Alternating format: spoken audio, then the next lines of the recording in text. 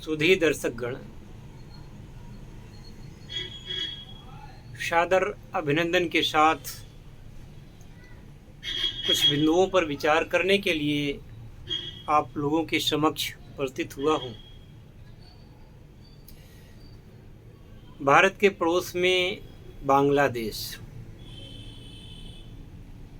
जहाँ पर अभी अभी तख्ता पलट हुआ और वहाँ की जो प्रधानमंत्री थी शेख हसीना जी, उनको भाग करके भारत में शरण लेनी पड़ती है।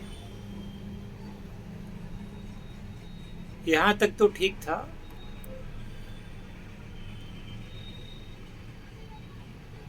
तख्ता पलट हुआ, हालांकि ये भी अवैध था, लेकिन शेख हसीना के बाहर निकलते ही वहाँ के हिंदुओं पर, न केवल हिंदुओं पर बल्कि वहाँ पर ईसाई, सिख, बौद्ध, इन सभी पर कहर टूट पड़ा। समाचार विचलित कर देने वाले हैं।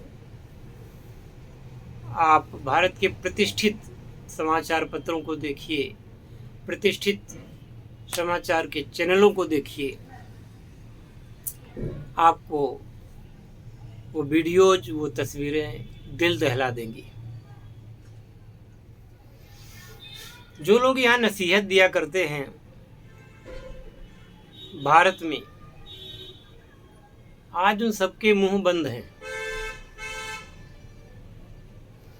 भारत विरोधी बयान देने वालों के मुंह बंद हैं। बांग्लादेश के बारे में कोई नहीं बोल रहा है। हत्या, डकैती, बलात्कार, सामूहिक नरसंहार, यहाँ तक कि एक एक महिला के साथ दर्जनों लोग गैंग रेप कर रहे हैं। और कहने की बात नहीं है वो जिस मजहब से ताल्लुक रखते हैं, उस मजहब की शिक्षाएं यही हैं।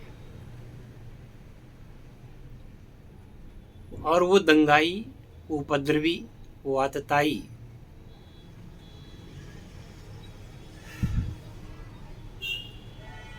जो कुछ भी कर रहे हैं, वो अपनी दकियानूसी विचारधारा के फलस्वरूप ही कर रहे हैं। अपनी दकियानूसी जो उनकी पुस्तक है, उसके आदेश का ही पालन कर रहे हैं। उनके अनुसार तो यह है उनका कृत्य, उनके लिए पुण्य का कार्य है। और बेचारे हिंदू उसमें पिस रहे हैं। पिस तो भारत में भी रहे हैं। और यहाँ कहा जाता है कि हिंदुओं की सरकार है, हिंदुवादी सरकार है।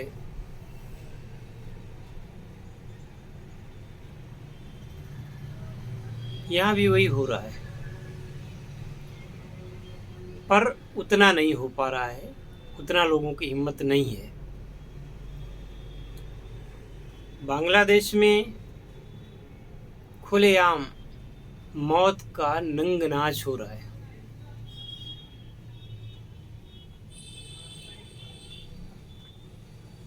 मैं अपने सनातनी भाइयों से कहना चाहूँगा जो बांग्लादेश में हैं या जिनके रिश्तेदार बांग्लादेश में हैं,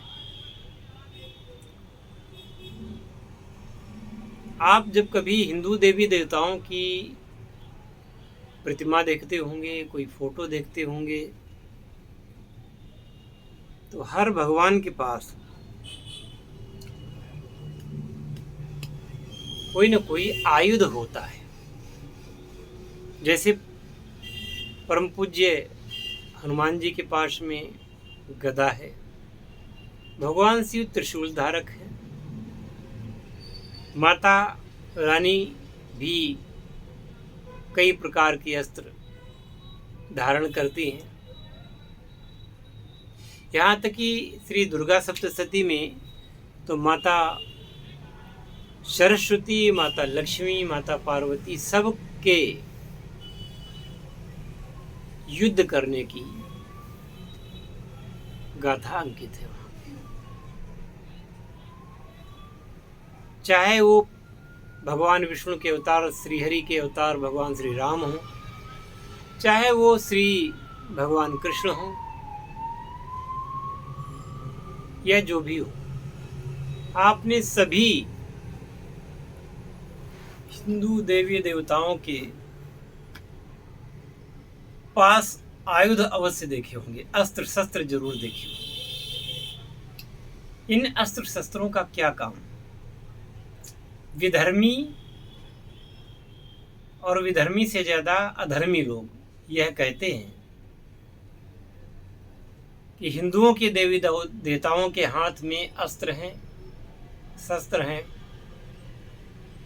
और इस बात पर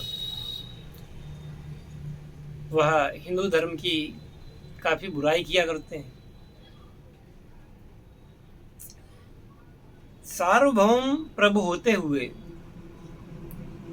साक्षात भगवान होते हुए भी इन्होंने अस्त्र क्यों धारण किए? क्योंकि हर युग में पाप रहा है, हर युग में पापी रहे,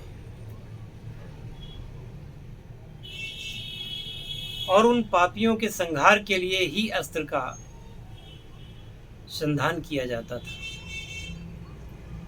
हिंदू भूल गए कि उनको अस्त्र रखना है,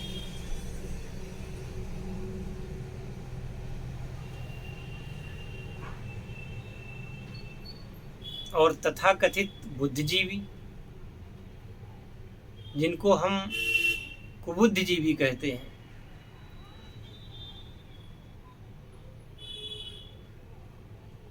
उनके द्वारा ये प्रचारित करना कि हिंदू धर्म के देवी देवता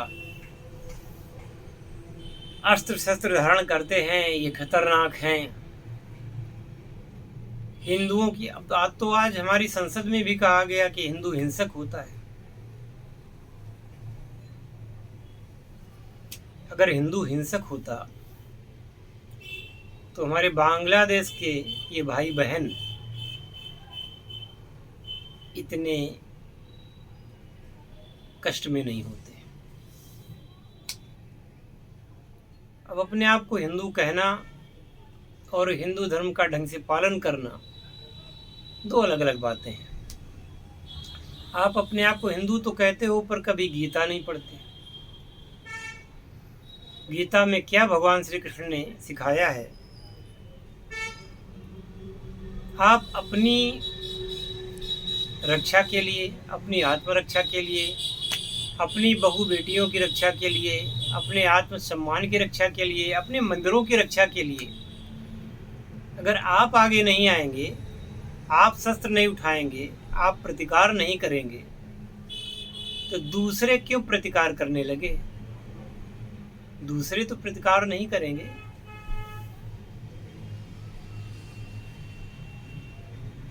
आज ये बात कही जा रही है कि हम बांग्लादेशी हिंदुओं को हिंदू क्यों कहते हैं, उनको बांग्लादेशी कहो।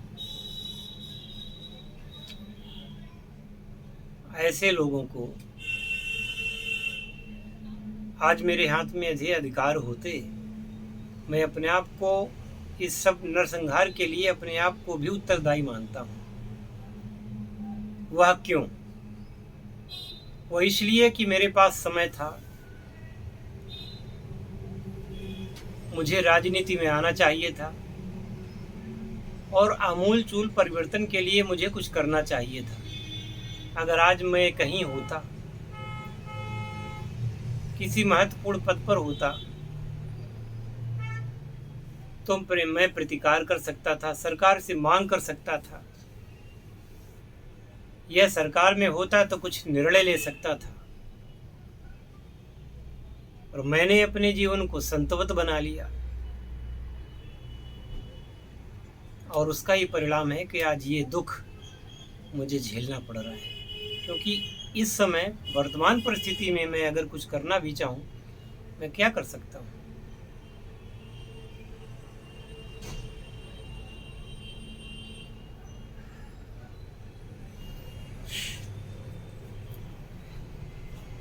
तो मेरे पास तो भगवान श्री कृष्ण के गीता का ही सहारा है फिलहाल, जो मैं आप लोगों को पढ़ने की अनुशंसा करता हूँ।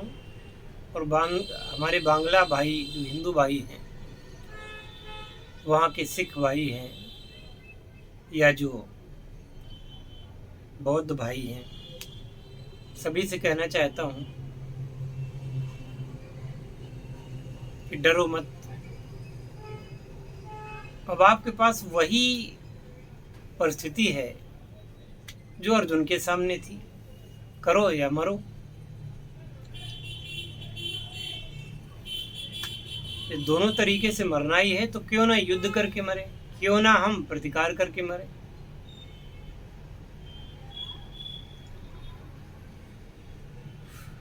आ सकते हो तो भारत सरकार ने सीएए लागू कर दिया है, आपको भारत में नागरिकता मिल जाएगी। लेकिन मेरी आप लोगों से यही गुजारिश है, यही कहना है कि आप किसी भी देश में रहो, आप सिंह पुत्र हो, आप आर्यों के पुत्र हो, और आर्यों को डरना नहीं चाहिए, घबराना नहीं चाहिए। डट करके सामना करो और वहाँ की राज सत्ता को हस्तगत कर लो।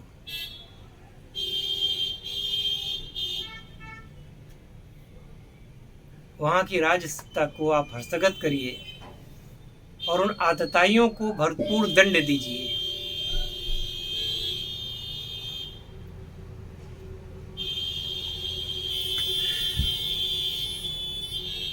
मैं तो इस समय इतना अपने आप को अक्षम पा रहा हूँ,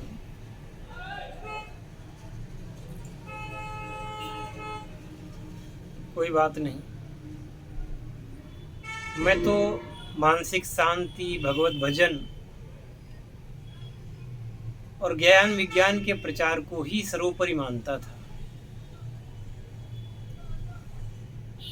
परंतु अब लगता है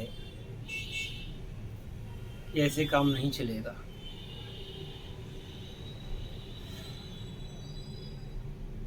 परमपिता परमात्मा से मेरी हार्दिक कामना है कि हे भगवान,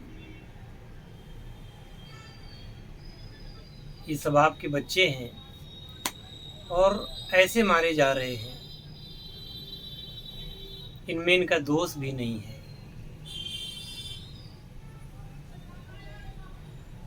2-4 लोगों की बात नहीं है, 1.5 करोड़ लोगों की बात है।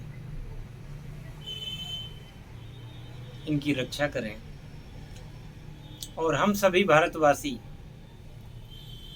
कुछ ऐसा करके दिखाएं कि दुनिया आर्यों का, हिंदुओं का लोहा मान जाए। अभी तो मैं केवल यही कह सकता हूँ। बाकी मेरे जो सुधी दर्शकगण हैं,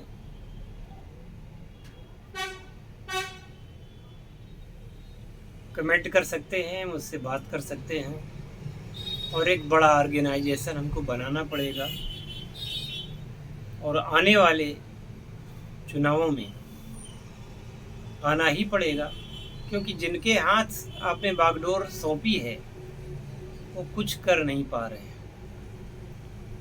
उनकी दृष्टि वहाँ तक जा ही नहीं रही है। परचम तो लहरा रहे हैं अपना, न तो उनको सनातन धर्मावलंबियों की चिंता हो रही है, ना ही कुछ कर रहे हैं। जब भारत के लोगों को, भारत के हिंदुओं को न्याय नहीं मिल पा रहा है, तो इनके द्वारा बांग्लादेश के या पाकिस्तान के हिंदुओं को क्या न्याय मिलेगा? अफगानिस्तान के हिंदुओं में जो कि वहाँ रह ही नहीं गए हैं, थोड़े बहुत रह गए हैं, क्या न्याय मिलेगा?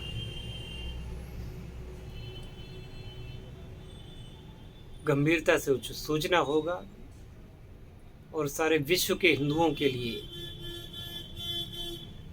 हम सभी को एकजुट होकर के आगे आना होगा। हम केवल एक बात करते हैं कि भारत विश्व गुरु बने। मेरा मंतव्य है कि भारत विश्व गुरु बने, इसमें हमको आपत्ति नहीं है, लेकिन भारत विश्व का शासक भी बनना चाहिए। भारत विश्व का शासक बने। और इसी आह्वान के साथ मैं आप सभी को नाग पंचमी की हार्दिक शुभकामनाएं व्यक्त करता हूं। आपके उत्तर की प्रतीक्षा रहेगी। जय शिव शंकर, जय भोलेनाथ, हर हर महादेव।